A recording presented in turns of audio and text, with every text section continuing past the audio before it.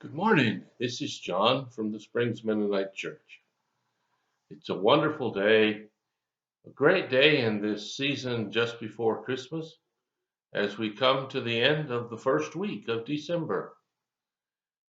I'd like to continue what I've been sharing with you from the book of Isaiah, prophecies about Jesus, about Christmas time. And the one I have this morning is from Isaiah chapter 42 and the first four verses. Let us hear what the Lord says here. Look at my servant, whom I strengthen. He is my chosen one who pleases me. I have put my spirit upon him. He will bring justice to the nations. He will not shout or raise his voice in public. He will not crush the wicked reed or put out a flickering candle. He will bring justice to all who have been wronged. He will not falter or lose heart until justice prevails throughout the earth. Even distant lands beyond the sea will wait for his instruction. This passage in Isaiah talks about the suffering servant, as it's called in Old Testament theology, the one who was to come and to suffer on behalf of all, who was a servant of the Lord.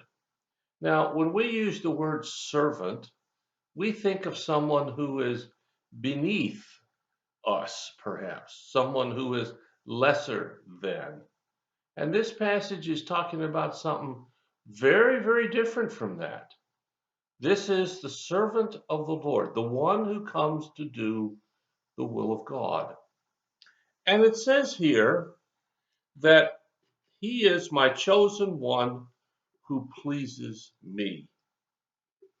You know, I guess one of the greatest compliments that anybody could ever make about someone is that their life and their actions bring honor and pleases God.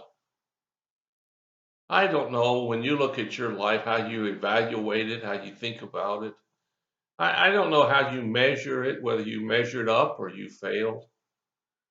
But the real measuring stick is what did we do in our walk in life that reflects the honor and the grace of God? If not very much, well, then perhaps we haven't succeeded. And fortunately, if you're listening to me, you still have time to change all of that, which is good. We always need more time to get things right. But what would happen if we got it right in the first place? Well, this passage says, This is the servant that pleases me meaning God. And here's what it says I have put my spirit upon him, and he will bring justice to the nations. Now, that word justice is an interesting word. When we use it today, we mean somehow to get even. When we talk about, I want justice, what we're saying is, I want the other person to get what they got coming to them. I want maybe revenge, but that sounds so harsh. What people are saying today when they want justice is that the bad guys get punished and the good guys get rewarded. But in God's eyes, there aren't any good guys and bad guys. They're just all sinners. And I know we want to calculate, well, my sin isn't as bad as their sin, or it's not as often, or it's not as visible. But that doesn't really matter. What matters is how God sees it. And God says here, He will bring justice. Not so much a revenge, but He will right the wrongs.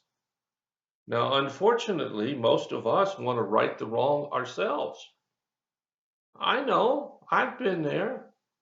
When someone does something that hurts you, you don't want to turn the other cheek like Jesus said to do. You want to fight back. You want to defend yourself. And I'm all for defending yourself. I'm not for being a doormat and letting people walk all over top of you. But it's the way that we defend ourselves that matters. Because when we want to make things right, often we're kind of wrong in our judgment.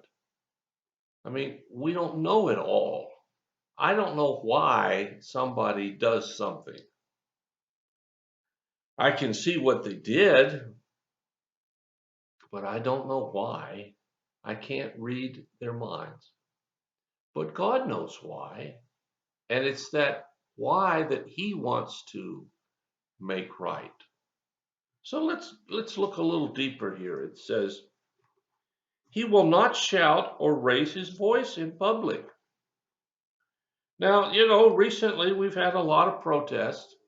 Protest against this, protest against that, protest before the election, protest after the election.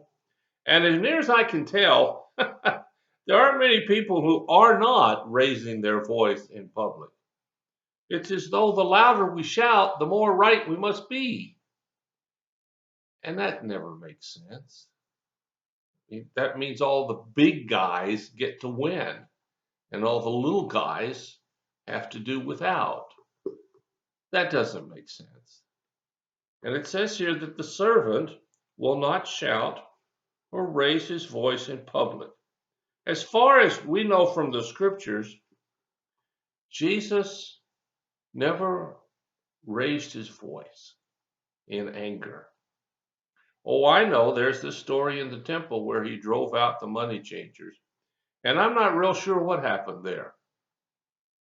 Sounds to me like he got a little angry. But obviously he didn't get angry as I understand it, because that would be a sin. And Jesus never sinned. But there's a different way to bring about justice than to rant and rave and scream and hollow and that sort of thing. It says he will not crush the weakest reed or put out a flickering candle. The servant of God is very careful to protect the weakest among us. I'm not sure we are. The weakest don't get a lot of attention, but it's the weakest that God has the most affinity for. Those who can't do anything on their own. Now, I'm not talking about the lazy and that sort of thing. I mean, those who don't have the power. And let's face it, our world is based on power. And then he goes on to say that he will bring justice to all. He will not falter or lose heart until justice prevails. You see, God is going to win. I don't care what the current situation looks like. In the end, God is going to win. His right will prevail.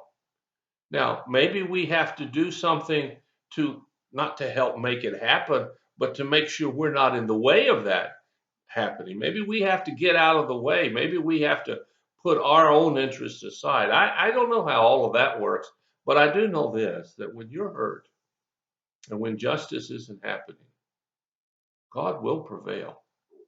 Maybe not at my timetable, but at the one that counts, His. Well, this Christmas, let's think about Jesus. Let's think about how He came to live and how He came to teach us. We can't lose if we follow His example. Well, take care. Have a great, great day. If you have a prayer concern or a need, let us know. We'll do everything we can as fast as we can to help meet that need. Until I get to talk to you again, God bless you. I'll see you later.